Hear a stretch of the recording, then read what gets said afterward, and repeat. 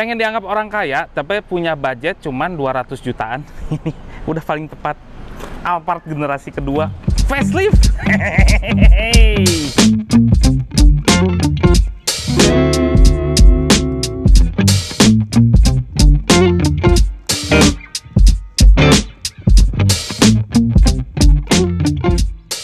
Selamat datang di channel Motomobi.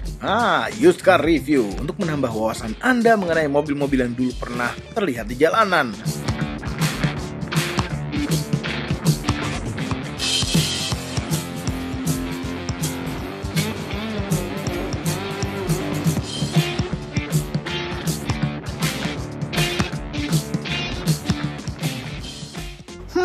Apabila Anda ingin dibilang orang kaya, pakailah mobil Alphard. Walaupun Anda pakai Alphard tertua sekalipun, Anda akan dianggap orang kaya.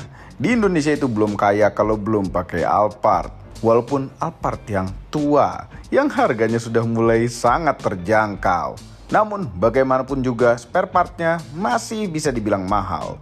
Walaupun perawatan cukup mudah, namun butuh uang yang lebih banyak untuk merawatnya. Ya, jadi pakai Alphard dianggap orang kaya karena mampu merawat suatu Alphard.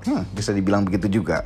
Alphard sudah kami buatkan sejarahnya lengkap di Motomobi Used Car. Dari mulai Alphard generasi pertama yang muncul tahun 2002, kemudian Alphard generasi ketiganya yang muncul tahun 2015, dan Alphard generasi keempat yang muncul tahun 2023. Dan akhirnya pada video ini kami mereview Alphard generasi kedua. Apabila Anda penasaran mengenai Alphard yang lain, Anda bisa nonton video-video kami tadi. Nah, Alphard generasi kedua dengan kode AH20 atau bisa juga dibilang ANH20 yang sudah terlahir sejak tahun 2008. Alphard generasi kedua ini merupakan Alphard yang lumayan timeless dengan bentuk lebih besar daripada Alphard generasi pertamanya. Dan for your information, pada generasi ini, Toyota juga mengenalkan kembarannya, yaitu Toyota Velfire, yang bentuknya lebih sporty daripada Alphard. Bagaimana tentang Alphard generasi kedua ini? Apakah masih worth it dibeli tahun 2024? Apakah masih dianggap orang kaya? Biar si Mamang yang ngejawab. Silakan Mamang. Mukanya tuh berwibawa sekali ya kalau Alphard ya. Padahal ini sebetulnya keluaran tahun 2008 gitu ya, pertama kali keluar yang generasi keduanya, dan ini adalah versi faceliftnya yang keluar di tahun 2011, dan yang lagi di review ini adalah tahun 2012. Bentuknya sampai sekarang tahun 2024, bulan apa ini? Bulan Mei. Bener-bener kelihatan yang pakainya tuh orang kaya gitu ya. Masuk ke tempat golf masih dibilang kaya, padahal harganya tuh cuma 200 jutaan, dan bahkan ada beberapa yang pre-facelift itu harganya sampai 195 jutaan di bulan Mei 2024. Tapi ini kebetulan ini adalah barangnya Ivanka Auto yang tahun 2012 seperti ini, kilometernya tergolong rendah gitu ya. Ya harganya bisa ditanyakan langsung ke sana, harganya pasti beda dong, nggak 200 jutaan. Ada juga yang tipe faceliftnya beda sendiri harganya, aneh banget itu kecenderungan harga. Dan Mamang di sini nggak goreng-goreng. Mamang hanya menawarkan, apakah Alphard ini bisa dibilang kaya? Iya, Mamang pakai ini kayaknya. Gue nggak percaya Mamang pakai itu. Mamang kayak supir. Grillnya untuk yang facelift sudah berbeda gitu ya, ada lancip-lancipnya. Sedangkan yang pre-facelift itu bentuk bumpernya juga beda. Yang ini kan begini. Kalau yang pre-facelift dia begitu, ada kumis leleknya gitu loh. Kalau ini begitu. Terus tempat fog lampnya udah dikasih ya mengkilat-mengkilatan kayak gini biar kelihatan mewah. Ini masih pakai kaca nih. Terus juga bentuk lampunya juga beda. Jadi ini proyektor HID di sebelah sini ya. Tuh, situ. Lampu jauhnya segede gaban gitu ya. Kenapa nggak kecil aja? Oh, tahu, karena dia dimensinya tuh besar. Jadi mengimbangi si lampunya juga harus benar. Iya, benar. Besar. Terus ada sensor-sensoran di depan sini. Ini tahun 2012 ya, udah ada sensor depan sebelah situ, tapi seninya juga ada gitu. Terus kacanya tuh besar sekali gitu. Terus di situ kayak ada, itu memang kamera ya? Bukan, itu adalah rain sensor. Itu sensor wiper di atas itu. Wipernya juga gede-gede kayak gini. Terus juga kalau Alphard ini bukan lambang Toyota, lambangnya ada Alfa gitu ya. Nah, ini bagian sampingnya, lihat ini. Alphard tuh kayaknya pertama kalinya MPV yang tidak selaras gitu ya. Jendelanya nggak simetris, lurus gitu ya, nggak memboringkan, cuman Alphard loh. Terus juga rel pintunya tuh disumputin pasti di bawah sini kalau Alphard, jadi rapi, nggak keluar di sini lah. Itu apa gitu ya? Itu ada kotoran-kotoran gitu kelihatan di bodi gitu kan jelek. Kalau ini bagus nih, disumputin di sebelah situ. Tahu nggak disumputin? Disembunyiin. Terus dia pakai pelek yang nggak terlalu gede-gede amat ya sebetulnya, supaya apa? Nyamuk ya, nyaman. Nah, terus di sini dia pakai velg, tuh kan?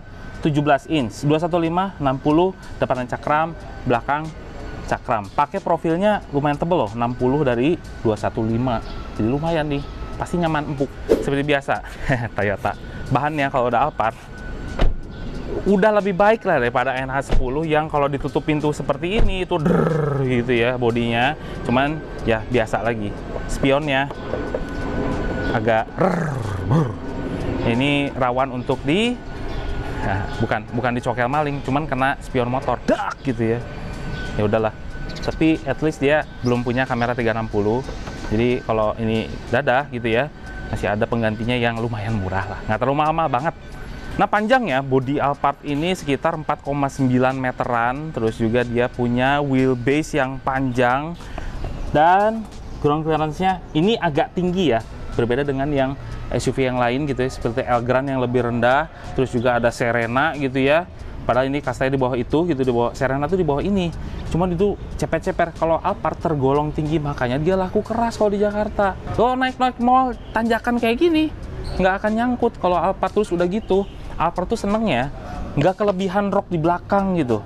Kan biasanya kalau Serena atau Elgrand itu lurus ke sini, jadi sering nyangkut belakangnya. Kalau ini tuh agak dinaikin sedikit, jadi nggak akan nyangkut. Itu kelebihan Alphard. Udah pakai keyless, terus juga seperti biasa power sliding door. Nggak pengen masuk sih, cuman ntar dulu dah, belakang dulu. Nah, ini belakangnya lihat berwibawa sekali kan. Kalau dibawa ke tempat golf tuh nggak malu-maluin, lihat berwibawa sekali. Plat D lagi, wah berwibawa banget. Tempat kelahiran Mamang. Terus lampu belakangnya udah LED, tapi lampu seinnya masih pakai ya bohlam. Terus lampu remnya, terus lampu sorenya masih pakai bohlam.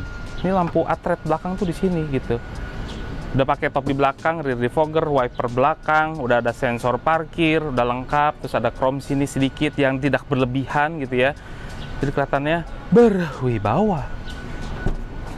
Nah, kalau Alphard yang tipe G ATPM yang di review ini kebetulan tidak pakai power back door ya, nggak ada pencetannya tuh. Cuman nggak apa-apa, ini kok nggak terlalu berat-berat amat. Nah, ini adalah bagasinya. Bagasinya mau dimuatin koper apapun masuk ke sini. Kalau masih kurang pun gitu ya, ada yang namanya bisa digeser-geser ke depan gitu ya. Atau kalau nggak ada barang, pengen keluasan kabin bisa digeser ke paling belakang sekalipun. Nah, udah gitu, kalau masih kurang juga, ini bisa dilipat gitu ya. Walaupun dilipatnya nggak begitu praktis banget. Tuh, terus sah. Nah, gitu. Terus ini di mana, Mang? Ini di mana ini? Ini nggak bisa di situ kayak Alphard yang lama, nggak di sini. Dah. Lebih praktis daripada Alphard yang pertama. Alphard pertama kita harus tidurin dulu baru di twin. Cuman kelebihan yang pertama itu karena saking gepengnya jadi luasnya tuh bagus. Kalau ini masih ada jendolan ke sini tuh. Ya, ada plus minusnya lah. Cuman ini lebih praktis aja. Nah, terus gimana, Mang? Ini harus dibanting keras? Enggak. Ini ada vakum ya. Pelan-pelan aja tuh. Nyedot ya. Alphard.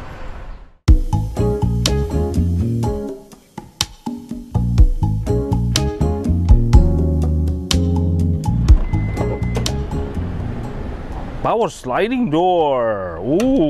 Ini mulus sekali mobilnya. Masih diplastikin. Kulit-kulitnya masih oke juga. Karpetnya nggak ada yang getas-getas. Ya, memang low kilometer lah. Gimana? Mamang pengen ke row ketiga. Caranya gimana, Mang? Di sini ada aisle namanya teh. Ada gang. Tuh, gampang.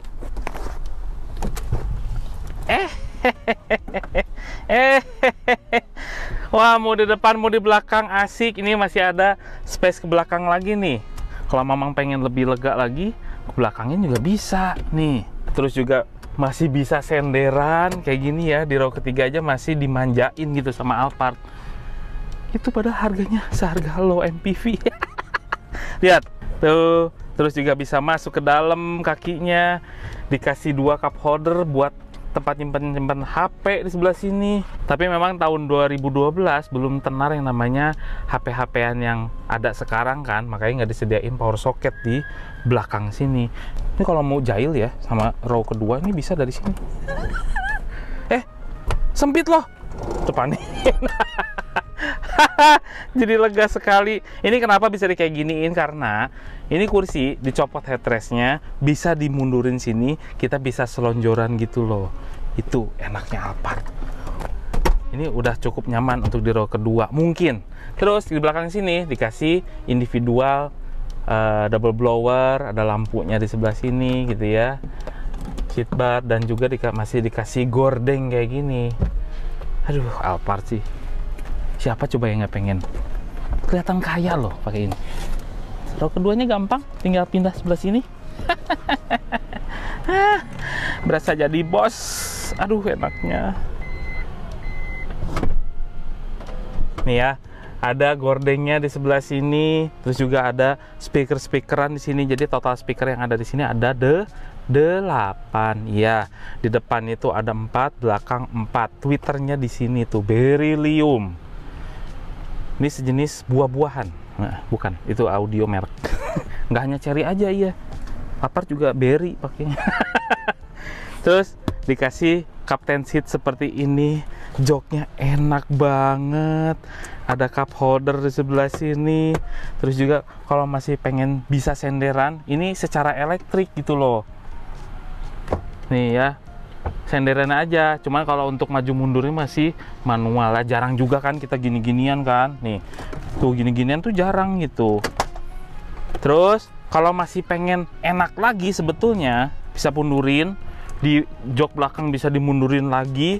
Terus di sini ada yang namanya Ottoman. Ya, ini berarti penciptanya namanya Otto. Ya gitu. Ini enaknya sih lebih ke belakang lagi, di kursi belakang enaknya. Terus kalau ini kan ada Ottoman-nya, ada juga tempat kaki yang di sini. Ini kayak semacam crown gitu ya. Ada di sini juga. Turunannya keren. Cuman kalau kayak gini jadi nggak ada kantong kursi gitu. Tapi kalau ini mau bisa jadi kantong kursi yang dadakan buat majalah kecil-kecil lah. Terus di sini ada tempat gantungan barang. Ada cup holder sini 1 biji. Ya di sini 2 berarti ya setiap orang. Terus ya individual double blower di sini. Ngatur-ngaturnya tuh ada di sini nih. Tuh ada lampu ini ya ambient di sini nih, ada diselipin di sini. Terus juga pengaturan temperatur AC, terus juga untuk membuka si sunroof. Makanya mobil Alphard itu paling sering dipakai pejabat karena nggak harus ke sini gitu berdirinya, cuman udah di sini aja udah berdirinya. Itu loh enaknya Alphard. Sini ada tombol juga, jadi kalau kita misalnya para bos tuh kan biasanya duduk di sini ya, itu bisa dimajuin lagi nih, jadi biar supir yang nyetir. Maju banget ini. Seriusan segitu majunya.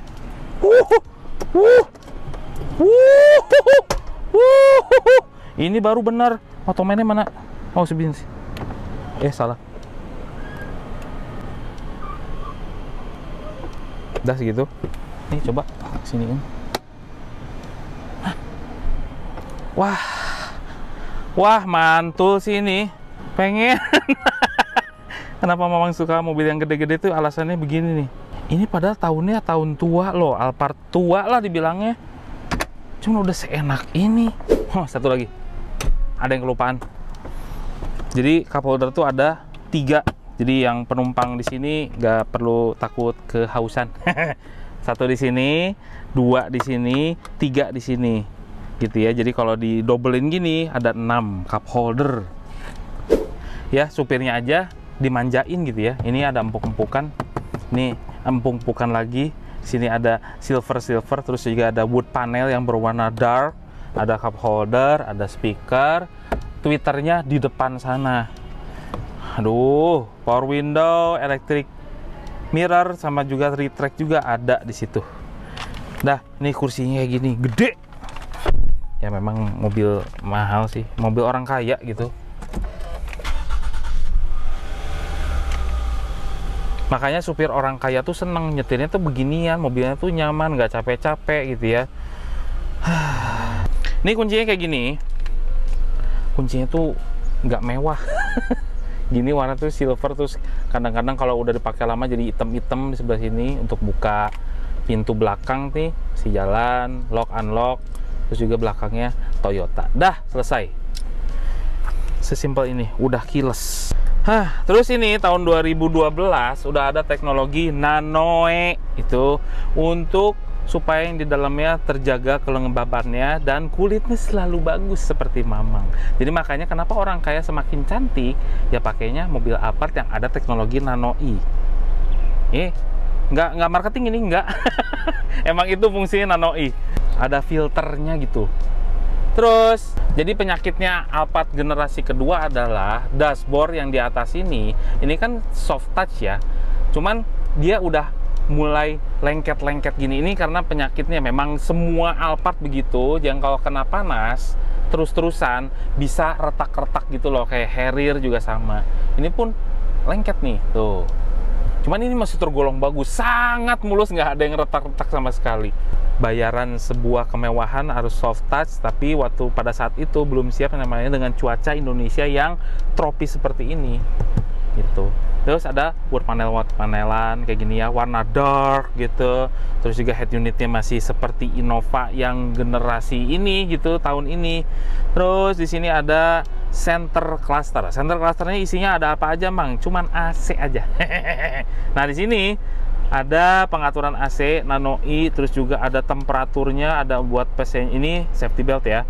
Ada pengaturan AC belakang bisa diatur juga tuh gitu ya. Ini AC belakang PM berapa derajat dan juga berapa fan-nya gitu bisa diatur dari depan. Cuman kalau di depan sendiri ini ada dual zone, yang kiri, yang kanan itu bisa beda. Gitu tuh kan. Bisa berbeda dual zone ya. Terus di sini juga ada udah nggak ada lagi. Terus juga udah G-type transmisinya. Di sini ada tempat penyimpanan gitu ya. Kalau dulunya yang Alphard generasi sebelumnya ini adalah sebuah asbak. Sini ada power socket. Bawah sini juga ada tempat penyimpanan lagi. Dah, kita bahas yang namanya si instrumen cluster speedometer. Nah, di sini ada apa aja? Ada dua cluster utama, speedometer, tachometer, dan di tengahnya itu ada subnya lagi, ada temperatur mesin, ada fuel gauge. Di bawahnya ada odometer. Odometernya ada trip A, trip B, dan odonya berapa? Ini 95.000 nih, rendah. Terus untuk MID-nya ada apa aja, Mang? Ada display. Nah, ini ada current ya, current. Kalau bahan bakarnya kita semakin ngegas, semakin boros itu ada kelihatan di sini ya. Terus juga ada yang namanya average-nya. Ada juga average setelah diisi bahan bakar berapa tuh keborosan atau keiritannya. Cruise range dengan bahan bakar yang tersedia, ya dengan tangki bahan bakar segitu. Dah sedikit sih sebetulnya. Nah, di sini ada, di setirnya tuh nggak ada tombol-tombol volume audio, itu nggak ada gitu. Cuman ada tombol cruise control yang ada di balik, itu ada di mana namanya? Tuas yang kedua tuh di sini kecil. Terus juga ada tombol lampu, ada tombol wiper. Simpel ya. Terus juga di sebelah sini ada tombol-tombol lagi nih. Ada kecerahan si speedometernya, ada untuk nyalain lampu ambient belakang. Ada untuk ini nih. Apa sih namanya teh? Ada gambar ngepot-ngepot gitu loh. Traction control. Oh, traction control. Nah, itu dia. Ada traction control bisa di-off-in. Terus juga ada nano-i-nya bisa dimatiin atau dimatiin. Ada retract-nya, ada tempat penyimpanan receh gitu ya di bawah untuk buka bagasi. Untuk buka kap mesin depan sama untuk buka tangki bensin. Dah, cuma segitu doang. Terus juga ada tombol memory seat, ada 3 biji nih. Mang, bisa bawa apa aja di depan? Ada cup holder, ada tempat-tempat menyimpan kanebo. Kalau misalnya ada pakai supir ya biasanya ditaruh di sini juga. Terus juga ada box di sini. Tuh ya. Terus juga di sini kasih laci penambah di sini buat handphone rahasia di situ ya. taruh. Terus di tengah sini ada apa aja, Mang? Ada tempat gantungan barang nih. Tuh, terus buat nyimpen-nyimpen sesuatu di sini, cup holder lagi buat nyimpen-nyimpen sesuatu di sini. Terus di atasnya kita dapat apa aja? Ada tempat untuk kartu lah di sini. Terus juga ada vanity mirror yang pakai lampu di kanan kiri tuh ya. Oh. Terus juga ada lampunya 2 biji. Ini mah nih ada lampunya. Terus juga untuk buka sunroof belakang yang di tengah dibuka ya. Terus juga ini ada juga nih yang kedua di sini. Ini cuman tilt aja tuh, manual tapinya. Terus apa yang harus diperhatiin, Mang, kalau beli Alphard di interiornya? Pertama ini karena retak ya. Ini memang kelemahannya satu itu. Terus kalau misalnya udah ada apa namanya, dahdir gitu, apa dahdir teh bahasa Sundanya mah dahdir, kalau ada bercak-bercak air di sini itu kemungkinan sunroofnya udah bocor, itu mahal. Nah di belakang juga sama, kalau misalnya ada bekas-bekas air dari sunroofnya itu udah mulai bocor. Nah memang harganya nggak murah ya, 3,5 jutaan lah kalau misalnya servis sunroof belakang kayak gitu, lumayan. Nah, terus apa lagi, Mang, yang harus diperhatiin? Nah, ini kondisi-kondisi kulitnya, jangan sampai robek, ada sundut rokok lah gitu ya. Itu. Nah, terus juga senangnya Alphard ini kanan kiri itu udah elektrik gitu ya, nggak hanya di sini aja. Terus nyetirnya gimana, Mang? Oke. Udah ada teleskopik, ada tilt steering, udah oke sekali. Yang namanya MPV ya, sebetulnya ergonomisnya nggak terlalu dapat banget, cuman kita disediain kursi yang empuk supaya perjalanan jauh kita itu nggak capek. Itu kelebihannya MPV. Dikasih armrest seperti ini juga gitu. Kan lupa kan, kita membahas mesin. Seperti biasa, kalau kap mesinnya Alphard itu enteng sekali karena memang segitu-segitunya. Bukan artinya dia jelek ya, emang segitunya. Tuh masih dikasih peredam juga. Jadi mesinnya Alphard itu karena MPV gitu ya, cuman segini kebukanya. Jadi kalau mau turun mesin emang agak ripuh sih, harus dibuka inilah itulah. Jadi mesinnya tuh ngeruak ke dalam ke situ gitu. Nah ini pakai yang 2400 cc ya, bukan yang, ada juga yang versi 3500, cuman jarang banget dan orang-orang banyak milihnya yang 2400 saja. Tenaganya udah cukup, 170 PS dengan torsi 235 Nm yang dibagi ke roda depan dengan transmisi. Nah ini dia CVT ya. CVT-nya Alphard cuman nggak seboyo atau nggak segagu CVT yang ada sekarang di Avanza gitu ya. Ini masih tergolong bagus CVT-nya. Mamang pengen nyoba sekarang menjadi supir. Kalau untuk jadi penumpangnya udah kebayang lah ya rasa nyamannya Alphard gitu. Dah, gimana kalau jadi supir? Yuk.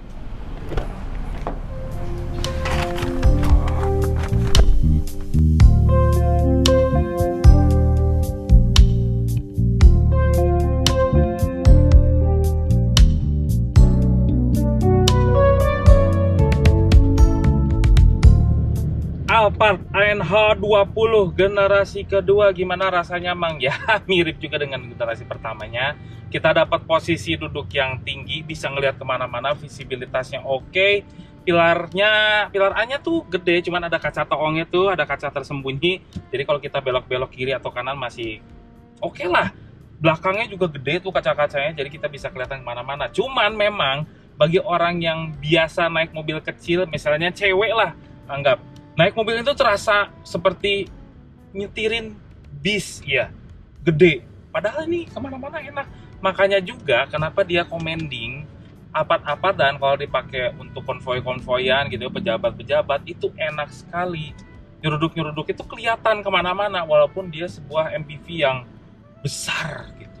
Bagi Mamang yang terbiasa untuk nyetirin mobil yang kecil-kecil gitu ya, dashboardnya tuh ini kerasanya kayak panjang sekali. Terus kalau misalnya ada barang yang jatuh ke depan sana gitu ya, di dashboard, walhasil kita nggak akan bisa langsung ngambil tuh barang. Makanya hati-hati kalau naruh barang di atas dashboard. Kalau udah ke sana, susah. Panjang sekali di dashboard. Ini mobil karakter mesinnya mirip-mirip juga dengan Camry yang 2400 ya. Jadi ya tenaganya segitu-segitu juga. Cuman karena ini MPV lebih berat daripada Camry, memang terasa kayak lebih boyo gitu yang 2400-nya. Kalau Camry kan dia kan sedan, bobotnya lebih enteng, makanya sekali gas tuh langsung enak gitu. Kalau ini masih ada mikirnya dulu. Terus kalau udah dilepas gasnya, kayak masih ada basiannya, ada sisa-sisa tenaga yang terbuang gitu. Suspensinya gimana, Mang? Jangan ditanya, empuk. Ya ini mobil untuk pejabat yang diciptakan untuk kenyamanan, bukan untuk speeding. Cuman kalau misalnya butuh tenaga berlebih, ya ada yang 3500 cc-nya yang V6-nya. Cuman buat apa MPV segede gini dipakai ngebut gitu? Itu aja sih ya. Untuk yang 2400-nya ya udah cocok. Lebih irit juga kemana-mana yang 2400-nya. Jadi kenapa di Indonesia paling laku tipe yang 2400 karena udah sesuai. Jadi karakter suspensinya udah empuk, terus dia mengayun gitu. Jadi enak, nggak bikin orang mabok. Ada beberapa yang suspensinya empuk, cuman reboundnya tuh mental-mentul nggak enak gitu. Kalau ini, aduh, udah deh, Alphard mah ya simbol orang kaya sih. Ya orang kaya juga kan nggak mau ya pakai mobil yang nggak enak. Alphard tuh udah standar mobil MPV yang nyaman dan enak gitu. Tuh, digas tuh kayak males. Ya cuman emang segitu-segitunya tenaganya udah cukup kok sebetulnya untuk di dalam kota dan luar kota, asal sabar untuk mengurut tenaganya. Ya tenaga itu nggak langsung instan ada kayak di 3500-nya, cuman udah cukup untuk bisa kenceng di speeding. Kalau misalnya dibutuhkan 120-140 ya bisa-bisa aja Alphard, cuma memang butuh kesabaran. Terus untuk yang supirnya kita dapat armrest kayak gini gitu ya, jadi nyaman nyetirnya, nggak bosen, nggak bikin marah-marah gitu ya. Karena mobilnya tuh penuh kesetresan gitu ya untuk nyetirnya. Kalau Alphard tuh sungguh sangat santai. Dan bahkan sekarang Alphard tuh udah dipilih sama anak muda yang generasi 1, udah dipilih sama anak muda karena dia pengen nyamannya, pengen gampang maintenance-nya, karena spare part-nya Alphard tuh di mana-mana ya, walaupun mahal gitu, cuman banyak maintenance-nya juga nggak terlalu rumit untuk sebuah Alphard yang tua. Nah itu udah mulai jadi mobil VIP loh, didandanin VIP mobil Alphard generasi pertama. Iya. Kalau ini belum ya, ini udah menjadi standar mobil keluarga yang kamu kaya ya sekarang ya. Ya walaupun suspensi empuk, cuman ya kurangannya Alphard kalau ada lobang-lobang sedikit kayak gitu, ya memang body bukan body, interiornya tuh jok-joknya ada sedikit kayak gerak-gerak gitu, agak berisik gitu, nggak solid gitu. Walaupun joknya enak dan segala macam, cuman ada beberapa plastiki yang bikin dia agak berisik gitu ya, bersak gitu, nggak tahu apanya. Lalu gimana kekedapannya, Mang? Ini mobil kedap juga untuk sebuah Alphard ya, harusnya memang kedap. Dari traffic noise-nya oke, suara dengungan ban oke, suara mesinnya teredam dengan baik, cuman sayup-sayup aja kedengar gitu ya. Kalau Mamang bilang, Mamang kasih skor, ini untuk pendengaran Mamang ya, standar Mamang 7,5 dari 10 skornya. Tapi ya memang peruntukannya Alphard ya, bukan untuk nyetir, buat yang di belakang. Di belakangnya udah pasti enak gitu, ada ottoman seat dan segala macam, nggak akan capek udah kalau keluar kota. Udah benar-benar standar deh, 200 jutaan udah standar, kelihatan orang kaya dah. Dan modelnya untuk Alphard yang ini nggak ketinggalan zaman sama sekali. Lalu buat siapa Alphard ini? Jadi kalau misalnya nanggung pengen mobil mewah tapi masih berharga lebih murah daripada low MPV, ya ini mungkin salah satu jawabannya ya. Udah gitu maintenance-nya nggak terlalu rumit-rumit amat, electrical-nya nggak terlalu banyak untuk sebuah MPV. Yang paling yang agak rumit memang di sliding door, di sunroof, gitu-gitu aja sih. Yang di luar dari cost-nya low MPV itu nggak begitu berbeda jauh gitu untuk maintenance-nya. Ya memang, tapi harga spare part-nya agak tergolong lebih mahal, cuman durability-nya oke banget gitu. Overall, mengenai Toyota Alphard generasi kedua, cocok untuk Anda yang sedang mencari MPV besar dan mewah dengan budget yang murah. Desainnya masih tidak ketinggalan zaman dan masih cocok untuk dibawa ke hotel-hotel mewah dan masih sangat dianggap orang kaya. Untuk kenyamanannya masih khas Toyota Alphard yang tergolong ningrat dibandingkan dengan Innova Reborn atau Toyota Foxy sekalipun.